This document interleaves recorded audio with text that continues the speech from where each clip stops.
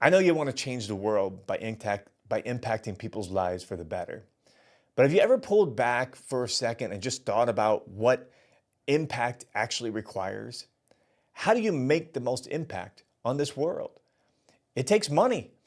Behind the charity you love or the company or service you enjoy, somebody, somewhere is funding that.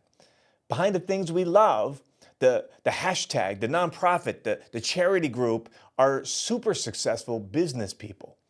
Money's simply a tool. Yes, it can be used for bad things, but it can definitely be used for good. In fact, money isn't good or evil. It's just a tool in the hand of people. It only amplifies the character of whoever's holding it.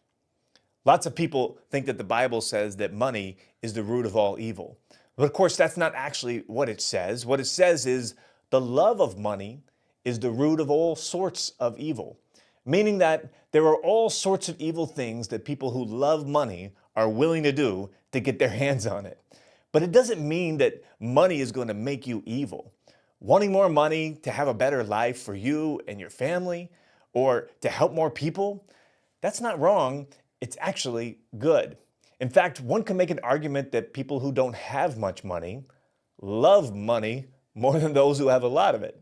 Think about it. Who wakes up every day and clocks into work just to make a few bucks? Who pinches pennies to make sure they don't run out of money? Who works for money and who has money working for them?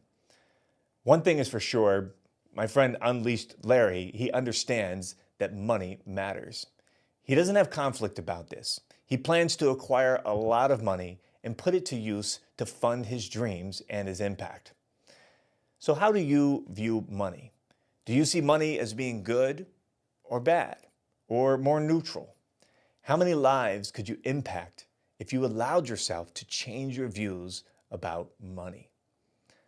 I want you to release any blocks, any barriers, any judgments to thinking in big numbers when it comes to money.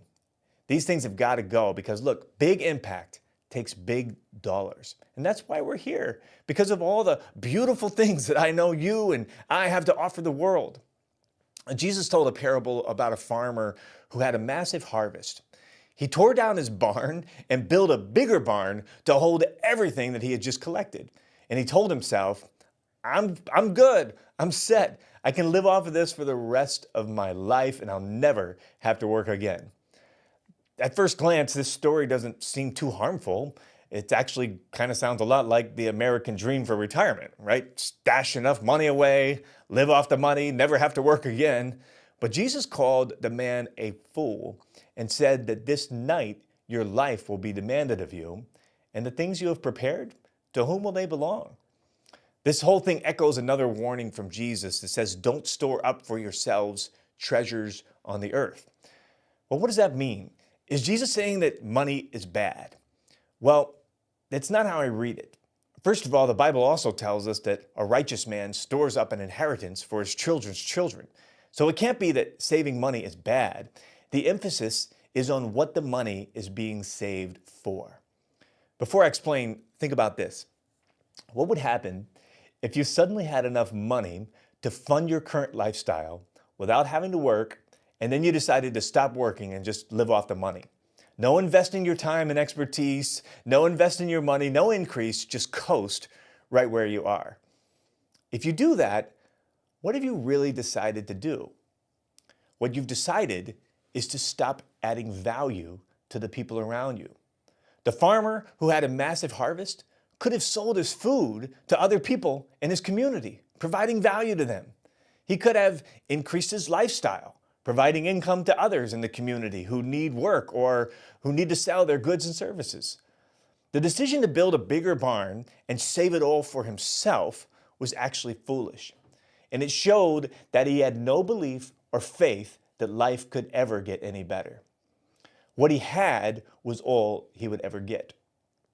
If anyone did this, if anyone ever thought this way, look, if everyone thought this way, our economy would actually come grinding to a halt and no one would ever increase. That's why Jesus told another parable about talents. In this parable, the master went away on a journey and he left money with 3 of his servants. Two of the servants invested the money, they put it to work, they brought increase, they were commended and rewarded, but the third servant took the money and buried it. When the master came back, he was furious with this servant. Why? Because God has created a system where we all have to invest what we've been given. We need to use our gifts and talents and our means to add value to other people. And we need to make lots of money adding that value to people. And then we need to turn around and spend that money to provide a livelihood for others.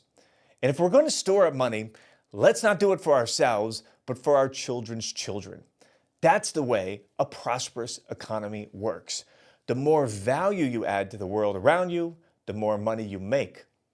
The more you recognize the value in other people, the more you spend. Think about it. When you buy a car, you are recognizing the value of the architect, the engineer, the manufacturer, everyone in that car company, to the janitor sweeping the floor. Could you imagine yourself becoming more comfortable, making and spending lots of money? I hope you can, because it's an important part of the unleashed life. Here's a success challenge for this week. It's a big one. I want you to go buy something or go hire someone to do something that you would normally do yourself. And when you do, I just want you to think about how you just recognize the value of someone else and reflect on this when you do it. Money actually matters. If you have any questions for me that I might be able to help you with on a future episode, post them down in the comments. We'd love to hear from you and create content that is super helpful and relevant for you. So put it in the comments and my team's going to tee up those ideas for me for future episodes. Until then, have a great week and I'll see you in the next episode. Well, I hope you enjoyed today's episode. You know, great businesses and great leaders are built using effective communication.